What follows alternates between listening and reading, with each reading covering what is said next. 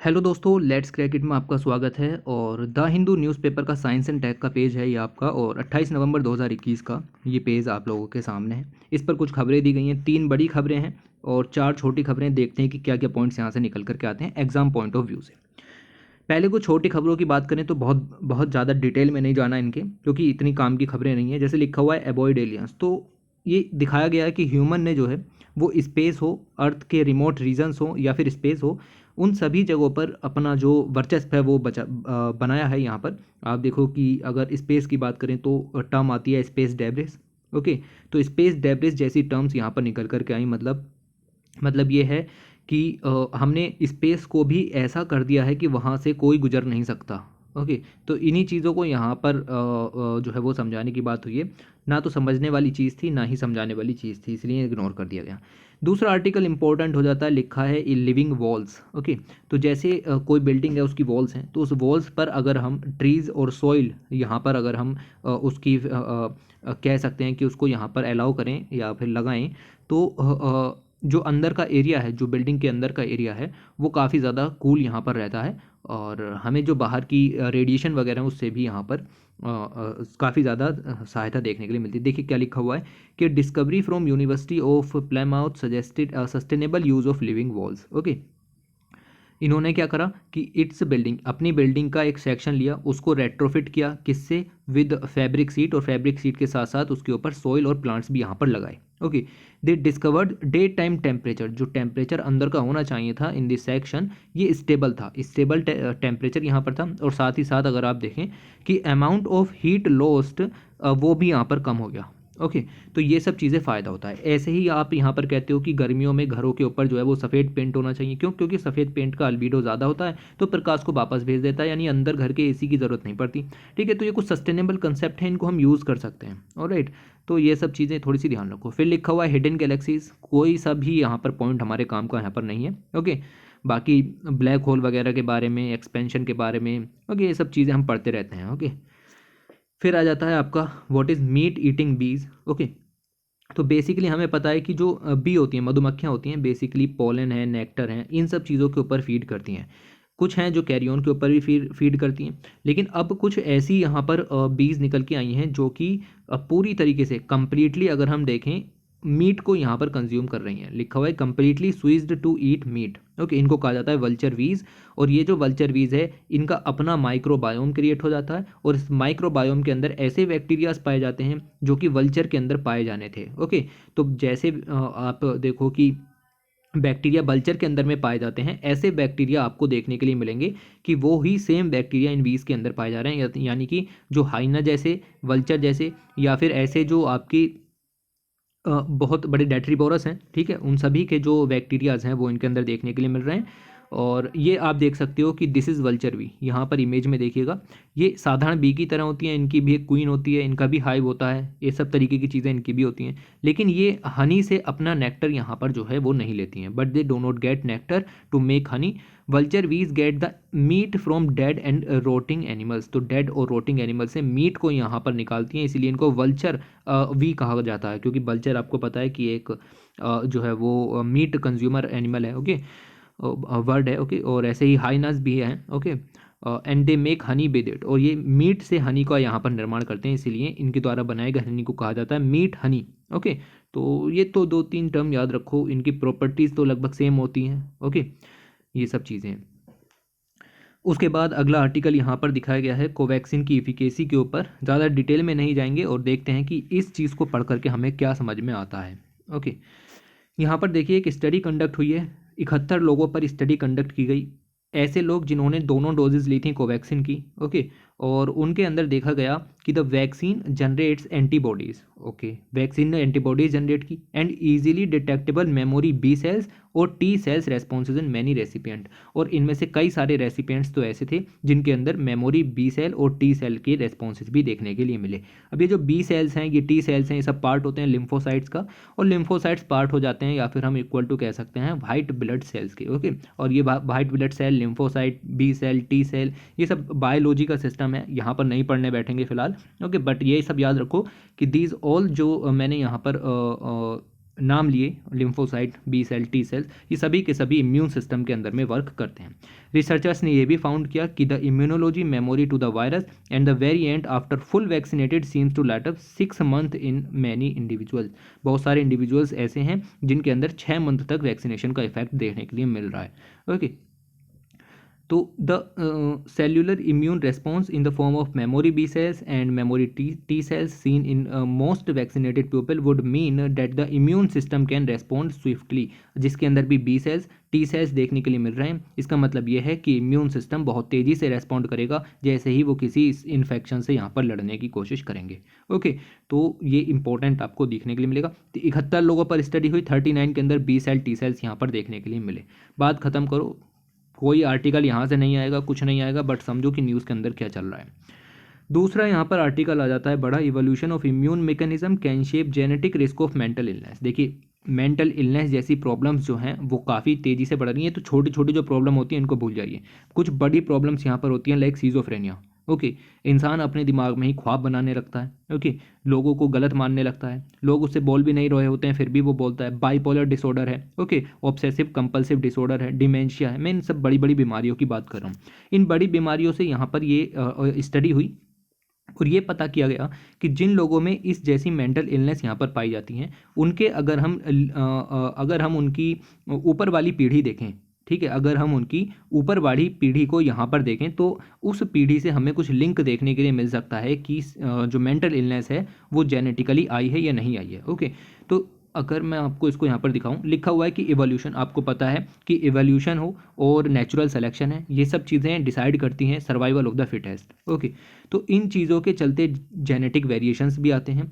जैसे जैसे आप एनवायरनमेंट के प्रति, अब देखिए हम क्लाइमेट चेंज के प्रति यहाँ पर अडेप्ट नहीं है, लेकिन जैसे जैसे हमारी आने वाली पीढ़ी होंगी वो इस तरीके की डेवलप होनी शुरू हो जाएंगी कि क्लाइमेट चेंज का उन पर असर कम पड़ने लगेगा। ओके, तो ये सब एडेप्शन जो है वो यहाँ पर देखने के लिए मिलता है और जेनेटिक एवोल्यूशन भी यहाँ पर होता है। अच्छा, द स्टडी, उन्होंने 80 इंडिविजुअल्स को यहाँ पर जो है वो सर्वे किया और 80 जो है वो सदर्न इंडिया से यहाँ पर उठाए गए और ये ऐसे थे जिनके जो है वो जिनके अंदर मेंटल इलनेस यहाँ पर देखने के लिए मिली। और ईच ऑफ दीज 80 इंडिविजुअल्स, इन सारे के सारे इंडिविजुअल्स के पास had at least 2 first degree relatives who had a minor psychiatric disorder. Okay, तो इन सभी के आसपास ऐसे लोग ज़रूर थे, इनके मैं कह सकता हूँ कि फर्स्ट डिग्री रिलेटिव्स के अंदर, यानी कि या तो इनके माता पिता में से या इनके सिबलिंग में से या फिर इनके जो बेटा है उसमें से। ओके, तो this called first degree relatives. Okay, इन सभी में किसी न किसी तरीके से कोई ना कोई मेंटल इलनेस देखने के लिए मिली। जैसा कि मैंने आपको बताया कि सीजोफ्रेनिया की बहुत कंडीशंस होती हैं, ठीक है, आपका लो हो सकता है, माइल्ड हो सकता है और हाइपर हो सकता है। ओके, बहुत ज़्यादा हो। ओके, तो बाइपोलर डिसऑर्डर है, ये सब चीज़ें यहाँ पर आपको देखने के लिए मिलेंगी। अब सोचिए कि कहाँ हमारे सिलेबस में इस चीज़ों का इंपॉर्टेंस है, नहीं है, तो आपको समझ में आया तो ठीक है, नहीं समझ में आया तो ठीक है। Okay, ignore. ओके, इग्नोर, ठीक है, ये चीज़ आप यहाँ पर छोड़ सकते हैं। अगला आर्टिकल आ जाता है, were there domestic horse's in ancient India. ये आर्टिकल थोड़ा सा सही है, हालांकि डायरेक्ट क्वेश्चन नहीं आएगा, लेकिन पीटी में हॉर्सेज से रिलेटेड क्वेश्चन आ सकता है, क्या एंशियंट इंडिया में हॉर्सेज डोमेस्टिकेट होते थे। तो यहाँ पर ये सब चीज़ें निकल करके आई, ये एक रिपोर्ट पब्लिश हुई है नेचर के अंदर, हमें नहीं पढ़ना। ओके, इन्होंने यहाँ पर ये बताया कि ancient specimen from regions where domestic horses could have originated, namely the Iberian Peninsula। इन्होंने आइबेरियन पेनिनसुला के बारे में बताया जो कि साउथ वेस्टर्न कॉर्नर में पड़ता है यूरोप के। इन्होंने बताया कि वहाँ से हॉर्सेस का जो है वो जन्म हुआ। ओके, वहाँ से जन्म होने के बाद आप देखो कि हॉर्सेस वहाँ से फाउंड होने शुरू हुए और ये स्प्रेड होने शुरू हुए बाद में, और स्प्रेड होकर के आप देखोगे कि वेस्टर्न मोस्ट एजेस पर पहुँच गए, यूरेशिया के अनातोलिया है जो कि मॉडर्न टर्की है वहाँ पर पहुँच गए, वेस्टर्न यूरेशिया स्टेपीज़ में पहुँचे, सेंट्रल एशिया में पहुँचे। ये सब चीज़ें यहाँ पर आपको दिखाएंगी कि किस तरीके से हॉर्सेस का एवोल्यूशन हुआ। इंडिया की अगर हम बात करें, ये सब चीज़ें आप यहाँ पर छोड़ सकते हैं, सब जो पता किया गया वो कार्बन डेटिंग से ये चीज़ें पता की गई। ओके, तो कुल मिला के अगर हम देखें तो यूरेशिया से जो हॉर्सेस हैं उनका उद्भव माना जाता है और ये डेट भी यहाँ पर दी गई है लगभग 4200 ईयर्स एगो। ओके, BCE की हम बात कर रहे हैं, तब इंडिया में हड़प्पा सभ्यता भी नहीं आई थी। ओके, फिर हिस्टोरी कह रहा है यहाँ पर चल रहा था, उन सब चीज़ों की बात चल रही है। हॉर्स ट्रेल की अगर हम बात करें तो जेनेटिक एनालिसिस और कार्बन डेटिंग यानी कि कार्बन 14 वगैरह के जरिए ये सब चीज़ें पता की गई कि modern domestic DNA profile lived in the western Eurasia steppes particularly in the Volga Don river region. इन सब रीजन्स में आपके ये हॉर्स आपको देखने के लिए मिलते थे। इसके बाद ये आपके बोहिमिया और ये सेंट्रल एशिया जैसा कि बताया गया इन सब चीज़ों में यहाँ पर फैलने शुरू हो गए। कोई इंपॉर्टेंस नहीं है इस चीज़ का, ओके, कोई इंपॉर्टेंस इस चीज़ का नहीं है। इंडिया की स्टोरी की बात यहाँ पर की जा रही है। इंडिया की अगर मैं बात करूँ तो इंडिया में हमें पता चलता है कि हॉर्सेज जो हैं वो लगभग 3000 BCE तक हॉर्सेज के कोई प्रमाण देखने के लिए नहीं मिल रहे हैं। ओके, इंडिया में इतने आपका 3000 BCE तक हॉर्सेज के कोई प्रमाण देखने के लिए नहीं मिल रहे हैं, लेकिन उसके बाद हॉर्सेज के प्रमाण देखने के लिए इंडिया में मिले हैं। ओके, तो दुनिया भर में कंट्रोवर्सी चलती रहती है क्या हड़प्पा सभ्यता के अंदर ये चीज़ें होती थी। देखिए क्या लिखा हुआ है कि was horses native to India. India में तो नेटिव थे ही नहीं भाई हॉर्सेज। ओके, लिखा हुआ है साफ साफ कि it seems to be no. The word atlas इसके हिसाब से अगर हम देखें कि ऐसे एनिमल्स जो कि इंडिया के नेटिव थे, याद रखना वेरी वेरी इंपॉर्टेंट पॉइंट, वो थे Asian elephant. Asian elephants India के नेटिव थे। Snow leopard, rhinoceros, Bengal tiger, sloth bear, Himalayan wolf, gaur bison, red panda, crocodile और बर्ड स्पीसीज लाइक पीकॉक और फ्लेमिंगो। ओके, ये सब इंडिया के नेटिव थे, लेकिन हॉर्सेज इंडिया के नेटिव नहीं थे। ऐसे ही और अगर हम बात करें, जैसे भी वेबसाइट दी गई है थोडकोसाइट्स, ओके, इसके हिसाब से इंडिया में 11 तरीके के डोमेस्टिक एनिमल्स पाए जाते थे एशिया के अंदर। एंटीलोप्स थे, नीलगिरी ताहर थे, एलिफेंट है, लंगूर है, मकॉ है, राइनासोरस हैं, डॉल्फिन्स हैं, घड़ियाल्स हैं, ओके, क्रोकोडाइल, लेपर्ड हैं, बियर, टाइगर, बस्टर्ड। एक का भी नाम याद रखने की जरूरत नहीं है, ये सब आपने हिस्ट्री की बुक में पढ़ा होगा कि किन किन चीज़ों की इमेजेस हमें देखने के लिए मिली हैं। ओके, कोबरा, पीकॉक जैसी चीज़ें हैं। Thus it seems clear from these sources that horse is not native to India. Okay, याद रखना horses must came to India. कहाँ से आए होंगे भाई? सिंपल सी बात है, जब इंटर रीजनल ट्रेडिंग यहाँ पर हुई होगी बिटवीन द कंट्रीज, तब यहाँ पर आपको ये चीज़ें देखने के लिए मिली होंगी। यहाँ पर लिखा हुआ है कि हम एलिफेंट को एक्सपोर्ट करते थे, टाइगर्स को एक्सपोर्ट करते थे, मंकी वर्ड्स को एक्सपोर्ट करते थे, और उनके बदले में हॉर्सेज को जो है वो इम्पोर्ट करते थे, और इसी वजह से आपका हॉर्सेज जो है वो देखने के लिए मिले हैं। अब अगर मैं आपको बताऊं तो यहाँ से आप कुछ पढ़ने की ज़रूरत नहीं है, मैं आपको एक बार हॉर्सेज की हिस्ट्री रिवाइज करता हूँ, इंडिया के अंदर क्या क्या चीज़ें चल रही हैं। 2000 BCE की अगर मैं बात करूं, ये सब आपकी हिस्ट्री की बुक में मिल जाएगा देखने के लिए।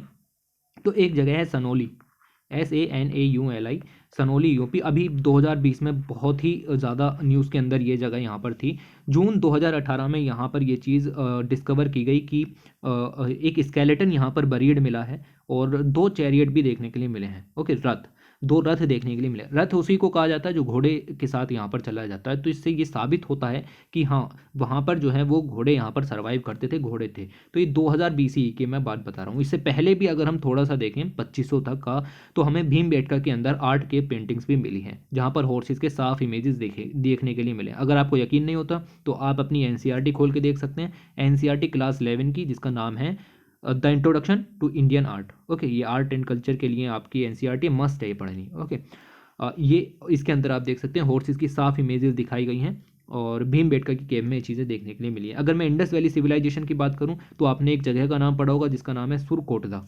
ठीक है, सुरकोटदा।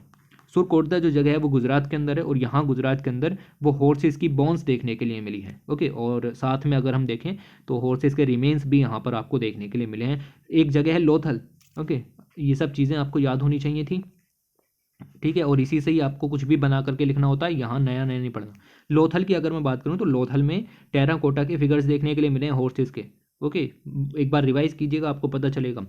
ये तो बात हो गई IVC की, इंडस वैली सिविलाइजेशन की। इसके बाद अगर मैं देखूँ वैदिक पीरियड में, तो लेटर वैदिक में हमें साफ साफ अश्वमेध यज्ञ के बारे में पता चलता है। ओके, अश्वमेध यज्ञ के बारे में पता चलता है, इस चीज़ को भी ध्यान रखना।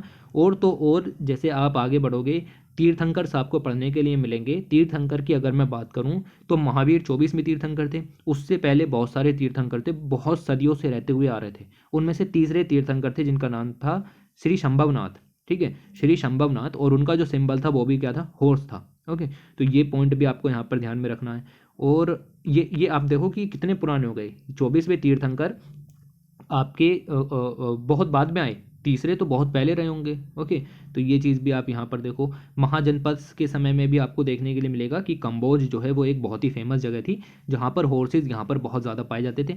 पूरे इंडिया में हॉर्सेज जहाँ पर भी मिलेंगे वो आपको कंबोज से ही ट्रांसपोर्ट होते थे। ओके, महाजनपद की बात बता रहा हूँ, और इससे आगे जानने की जरूरत नहीं, PhD नहीं करनी, ठीक है। इस चीज़ को ध्यान में रखो। ये जो है आर्टिकल आपको इतना नहीं पढ़ना था, फिर भी मैंने आपको एक जो बेसिक अंडरस्टैंडिंग है वो यहाँ पर प्रोवाइड करा दी, हॉर्सेज का क्या चल रहा है। ओके, यहाँ पर अगर हम बात करें तो ये मिल्क वीड के बारे में दिया गया है, कुछ खास नहीं है। मिल्क वीड जो है वो बेसिकली पॉइजनस होती है, और ये ह्यूमंस को भी यहाँ पर पूरी तरीके से मार सकती है अगर इसको कंज्यूम किया गया। ओके, तो कुछ खास नहीं है। ओके, इसके अंदर बेसिकली ग्लाइकोसाइड नाम के टॉक्सिन्स पाए जाते हैं, जिससे कि एक घोड़ा तो छोड़ो, आपका ह्यूमन भी यहाँ पर मर सकता है अगर इनफ कंसनट्रेशन में यहाँ पर आपने इसको कंज्यूम किया तो। ओके, तो ये चीज़ आप यहाँ पर देखें, याद रखें। और इतना ही हमारे काम का था, कोई ख़ास चीज़ें काम की नहीं थी। ये थोड़ा सा आपके यहाँ से निकलती हैं चीज़ें।